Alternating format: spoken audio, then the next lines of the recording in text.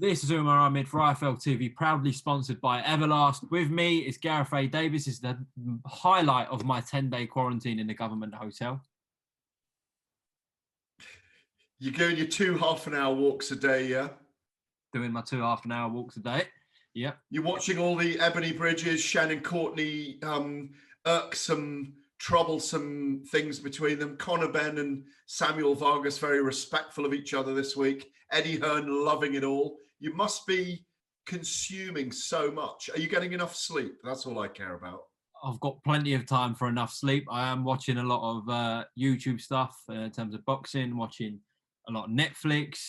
There's been a bit of live sport. Obviously, there's the card on tomorrow night, which I'm sure we're going to discuss in a second. Yeah, exactly. Are you, so come on, let me interview you for a moment. What are your Netflix favourites during your lockdown then? So, BBC iPlayer have got Line of Duty, the new season, so I'm watching that. Brilliant. Yeah, very good. In terms of Netflix stuff, I've got on... You there, Gareth? Sorry, I thought I lost you there, mate. I'm here, yes. It looked like you just froze. Netflix stuff, just going through old series and just looking at stuff like that. But yeah, I'm watching Line of Duty at the moment, which is very good. Have you got Amazon Prime? Got Amazon Prime. I started Malcolm X, the new film, Malcolm X. Very good. Yeah. I'll tell you what is also, I'll tell you what's also good. 3 series of Goliath. Okay. I'll add that. With Billy Bob Thornton. It's very good. My kind of movie. In and out of American casinos, drama, lawyers. It's very good. I recommend it. That sounds like up my street as well. So hopefully this first minute, which has been total non-boxing chat, will help some people find some Netflix series during their lockdown before everything opens up next week. Gareth, let's talk about tomorrow night. Conor Benn, how much of a test is this against Samuel Vargas? I think it's a very serious test and a very dangerous test for Conor Benn. He really needs to employ, and I'm sure Tony Sims has drummed this into him, educated pressure in this fight. That's the key. We all know that Vargas has been in. Who's he been in with? Danny Garcia, Luis Calazzo, Amir Khan, Errol Spence, I think, as well, a few years ago. And also, latterly, of course, Virgil Ortiz, who's probably one of the rising stars in this talent-rich 147-pound division.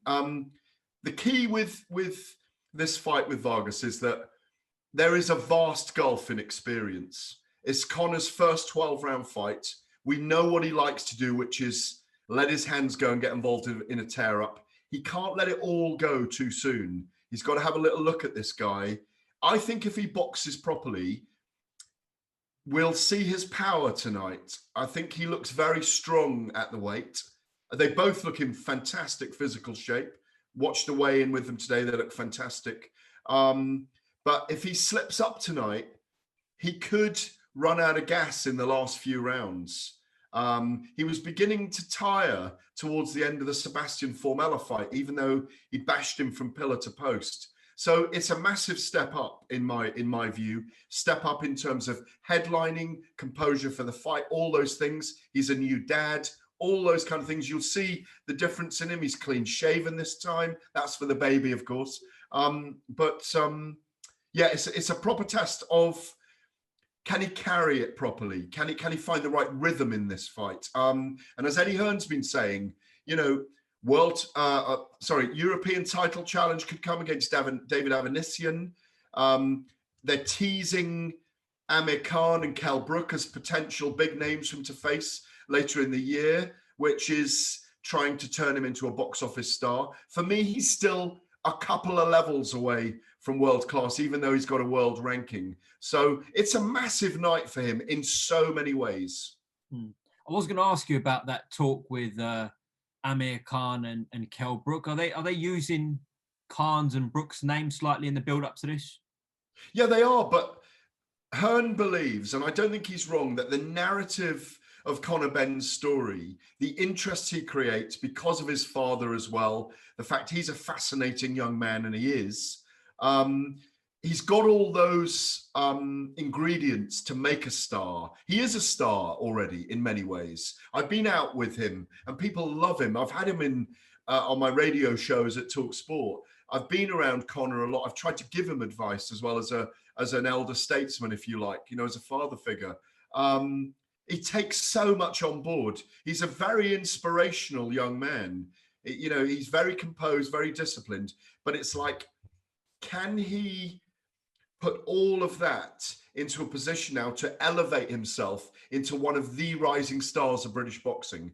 Hearn thinks he's got all that, but he now has to prove those things in the ring with one in each of these challenges as they come along. And this is one of those step-up fights where we're fascinated to see how he handles it all.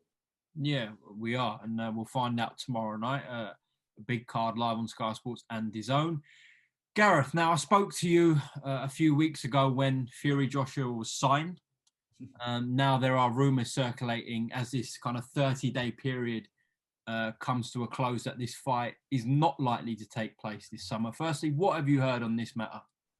Well, I mean, look, Anthony Joshua's in Miami in camp, isn't he? I can reveal this.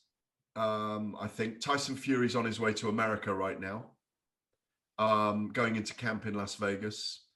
That says a lot to me. You count 12 weeks from now and then a couple of weeks for build-up. That takes us to July the 24th. We're into the Olympics after that. So does that mean it'll happen post-Olympics? Has the money not come in from Saudi as we expected? There are 3 or 4 potential venues and dates, as Eddie Hearn has outlined rather cryptically. The USA is one of them. The UK is a potential one, but that's later. It can't be that soon because they can't guarantee selling 100,000 tickets. If this package that's presented to the teams is not to Tyson Fury's suiting, I think we'll see him move on and defend his title against someone else. It'd be amazing if it was Dillian Whyte, wouldn't it? Wouldn't that be amazing? It would be amazing if he fought Wilder again. That would be amazing as well. Very happy to see both those fights. Obviously, we all want the big one, but getting this fight over the line has not been as easy as everyone expected. Obviously, it looks like Eddie Hearn's holding the reins, or he's the premier spokesman for it at the moment. I do hope that in the next 5 to 6 days after it's been presented to the teams, that they do find one of the venues suitable, whether it be another Middle Eastern country or even the Far East somewhere. It's all about whether these guys now are going to accept what we're understanding under the counter is less money than was originally put out there, because the site fee we're being led to understand is not as big as was first imagined. So it's really on the cliff edge at the moment, frankly. It'll be a very fascinating 72, 96 hours now, next 4 or 5 days, as the clock counts down. Tyson Fury's already put his TikTok clock up, hasn't he? Because as he said, if this cannot be nailed down in 5 days' time, he's going into camp and he wants an opponent in his mind. We're all, like this, hoping that the fight will take place. But I think it's 50-50 at the moment, whether we will see it this year. Okay. What did you make of John Fury's recent comments about Bob, Frank and Eddie? Well, he's making the point. Look, he's putting his son's side of it. I'm sure they want guarantees in escrow. He wants to know, look, Tyson Fury's the same as John. He's been out for, he will have been out for 18 months when he fights anyway. So they want this fight made. I mean, is it about money now? It probably is. Should it be about money? Probably not. It should be about getting the fight on. Should they take a pay cut to fight each other? And we're talking about a pay cut of 30 or 40 million. If they're going to earn 50, 60 million as opposed to 100 each. John's just giving his side of it. John isn't involved in the negotiations, I believe. He'll have a view on it within the family. John is John. John knows his boxing inside out.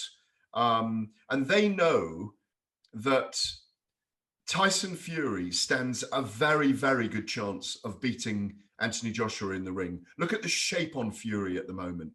You know, those pictures of him all in white, the Gypsy King outfit the other day, he looked fantastic. If anything, he looked a little too light to me. I like him with a few rubber rings around his waist, you know, a little bit of weight on the man. He's a giant human being. No, I mean, you know, John is John. He's just expressing his views on, come on, guys, get it sorted out. That's all it is. It's the same as Tyson. It's an element of frustration that the thing hasn't got over the line yet. I think that's a fair assessment, what you said earlier, 50-50 on this one. I'm sure when there's a little bit more news or some developments, we'll have another talk about it, Gareth. Let's go back to the weekend, please, in Dubai. Hearn Frampton, heartbreaking way to go out, but an incredible career that only some could even dream of, and then go and achieve an amazing career for Carl. Yeah, I mean, I think it was 2014, where we all experienced special scenes in the Titanic Quarter in a purpose-built stadium outdoors when Carl won his first world title against Kiko Martinez. An incredible night when he united all his people from both sides of the sectarian divide. It was a beautiful night. And obviously that stellar career where he went to the coast, he went to the West Coast, he beat Leo Santa Cruz, the three-weight world champion, undefeated at the time. An amazing performance when he completely outfought and outboxed and outthought and outfoxed the great Mexican, and then obviously lost in the rematch. The victory against Scott Quigg to unify the belts. You know, the night where he had, you know, a war with Josh Warrington. So many great nights. The fine performance against Nonito Donaire on Saturday night in Dubai, in a crowdless arena. It was with just his fans' messages on his shorts, hundreds of them. You probably saw it up close. You know, you're paying the price right now, stuck in the government hotel. I mean, great champions always feel, and he has been a great champion and a great man, and the outpouring for him has been brilliant in the last week. They always feel that there's one great fight left in them. We all hope there's one great fight left in them. And that's what he was hoping for against Jamel Herring. But Herring was really on point, and sharpshooting never allowed Frampton in. And, you know, when he knocked him down in the fifth and hit him with that peach of a left uppercut in the sixth, you knew it was over. Carl couldn't find a way in. He tried with all his resources to get on the inside. You saw the desperation whenever they tied up or clinched. It was a very, very frustrating night for him. And then a very emotional night. You know, the outpouring to Billy McKee, his old trainer, the love that he wanted to extend to his wife, Christine, and their two daughters. He showed what a gentleman he is in our sport. He's always been completely consistent with a world champion. He deserves his MBE. He deserves the standing. It's been a very, very fine career, and it's been an absolute pleasure and a privilege to follow Carl all over the world. It's been brilliant. Absolutely, Gareth. Well said. Just a final point, a bit of a random one. I spoke to Sam Jones yesterday, and he said, whilst we're waiting for this Usyk-Joyce situation to sort itself out, he'd be happy to put Joe Joyce in a cage against Francis Ogarner. What do you think about that? Well, he told me that he wanted to put you and me in a cage as well, and I'd animalize you. You know that. Look, Dillian White could go in a cage. He used to fight, you know, in MMA and kickboxing. Joe Joyce has got capoeira and boxing, but capoeira don't work in MMA. Look, it's a great, you know, Sam's a great PR guy, a great kind of front man and for Joe. I think I'd much rather see Dillian in with Francis Ngannou, or Anthony Joshua in with that Francis Ngannou in a double header, MMA and boxing. It's a promotional stunt that these guys are talking about. I know Joe wouldn't say no because he fears no man. But I think Francis is not a big MMA guy, you know, in terms of, let me rephrase that. Francis isn't a big ground guy in MMA. We know his power is in the punches, but he showed brilliant takedown defense and scramble against Stipe Miocic to win the world title a couple of weeks back. And he's really clearly come on under a guy called Kamaru Usman, who joined the camp, who's the UFC welterweight champion. I like these crossover fights. I'm not a purist or traditionalist. I think if they draw eyes to both sports, if it creates a great event, I was a huge fan of Floyd Mayweather and Conor McGregor, and a lot of people spit at the screen right now over that. But the event itself was phenomenal. The fight itself was Mayweather toying with Conor McGregor. MMA fans won't have that, but he toyed with him. It would be fun. That's my view. It would be fun if any of those big guys got together in a cage or in a boxing ring. But I'd like them to see the double. Go to one sport, then come back to the other. Do both. That's the best way to do it. Okay. Gareth, I appreciate your time this Friday afternoon. Enjoy the card tomorrow night, and we will have a talk next week ahead of Andre Williams. Definitely have a fight preview for that, okay? I'm so looking forward to that fight as well. Funny story about Liam Williams, he lives in the house my mother grew up in, believe it or not. No way. Yeah, very strange story. I'm about to speak to Liam later. He's in Fine Fettle over in Florida. And again, it's the same as Conor Benn. I know we'll talk about it next week. Educated pressure. That's what Dom Ingle will be exacting on Liam when he goes into that fight with Bubo Andrade next week, who's a very, very awkward opponent. Unbeaten in 29, of course. But Liam's really, really come on since those two losses to Liam Smith. And I think it's his last 7 fights have all been by stoppage, all wins by stoppage. So can't wait for it. Definitely. We'll have a talk about that more in depth next week. Gareth, thank you very much for talking to IFL TV as always. And look after yourself. Have a good weekend. You too. Keep your mental health up and ring me anytime. Always up for a chat. Thanks, brother. Thank you, Gareth. See you later. Bye.